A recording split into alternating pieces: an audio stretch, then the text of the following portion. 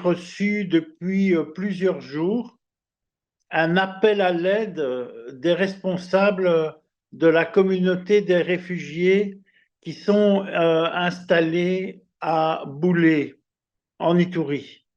Alors, il y a là plus de 100 000 personnes, 100 000, qui sont entassées dans des conditions de logement et de sécurité qui sont totalement atroces et qui meurent à petit feu en réalité. Et que s'est-il passé pour bien comprendre la situation? C'est qu'au mois de décembre, Monsieur Thomas Lubanga, qui est une personne qui a déjà été condamnée par la Cour pénale internationale et qui a lancé une rébellion armée, a fait une opération autour du centre commercial de Boulé. Et à la suite de cela, il y a eu une opération d'encerclement dans la région de Boulé et le porte-parole des FARDC a annoncé que les personnes qui étaient dans ce camp seraient considérées toutes comme des complices, comme appartenant à des groupes de rébellion, ce qui n'est pas vrai. La plupart des personnes qui vivent dans ce camp sont des réfugiés qui sont des personnes civiles qui ont besoin d'aide et qui ont besoin de survivre. La conséquence, c'est que ce camp de réfugiés a été encerclé par une alliance FARDC-Codeco. Vous savez que les Codeco, c'est une milice atroce, d'une cruauté inimaginable. Et depuis lors, on a assisté à la fois à des scènes de pillage, et je prends par exemple la vandalisation de l'église de la paroisse Saint-Joseph à Boulé, qui a été vandalisée, y compris certains objets sacrés liés à la liturgie religieuse. On empêche les personnes de sortir de ce camp de réfugiés. Ceux qui sortent doivent payer souvent de très très grosses sommes à des points de passage, mais pire encore, on a des témoignages de viols et d'assassinats, et j'ai des photos de personnes assassinées qui sont parties travailler au champ. Et au fond, et même nous avons des photos, des vidéos de personnes âgées qui sont mortes de faim dans ce camp. Tout ça est inacceptable. Il faut savoir que la personne qui a lancé cette opération, c'est une personne qui est le porte-parole des FARDC, M. Jules Ngongo. Il travaille en étroite collaboration avec M. Luboya. Nous savons aussi qu'il y a quelques jours, M. Khan, qui est le procureur de la Cour pénale internationale, était de passage à Bunia.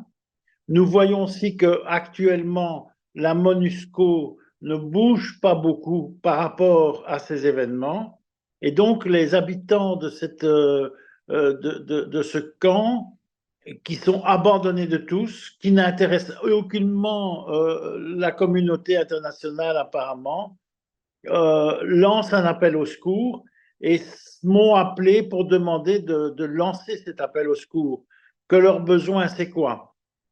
C'est que les forces armées de la République démocratique du Congo arrêtent de tirer sur leur propre population, arrêtent les pillages, que l'on arrête les personnes qui font des viols, qu'on permette aux habitants de ces camps d'aller aux champs pour survivre et collecter de la nourriture, qui est une opération d'aide pour ces réfugiés qui soit mise en place urgemment et qu'ils puissent ainsi tout doucement sortir de ce mouroir à petit feu dans lequel on les a enfermés. Et ceci sans préjudice du problème qui est récurrent en Ituri, qui est le problème de la responsabilité de M. Loubeya, qui dirige les forces militaires en Ituri, qui conserve la confiance du gouvernement quinois, mais ceci à l'encontre des intérêts globaux. Vous devez savoir que chaque fois que des atrocités sont commises, nous les dénonçons et aux autorités judiciaires au Congo et nous les dénonçons auprès du procureur à la Cour pénale internationale.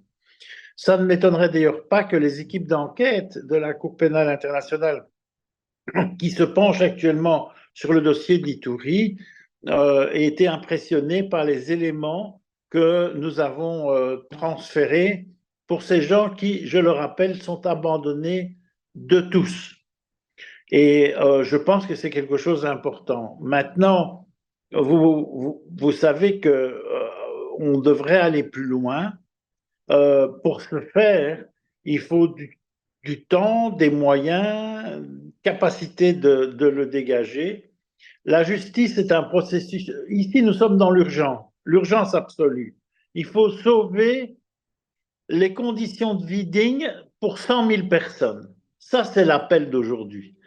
Sur le long terme, il est clair qu'un jour, il faudra poser des questions de responsabilité, c'est-à-dire la responsabilité des forces armées de la République démocratique du Congo en Ituri, qui ont été non seulement défaillantes, mais en plus complices de milices génocidaires et qui se sont adonnées elles-mêmes à des comportements qui sont pénalement sanctionnés.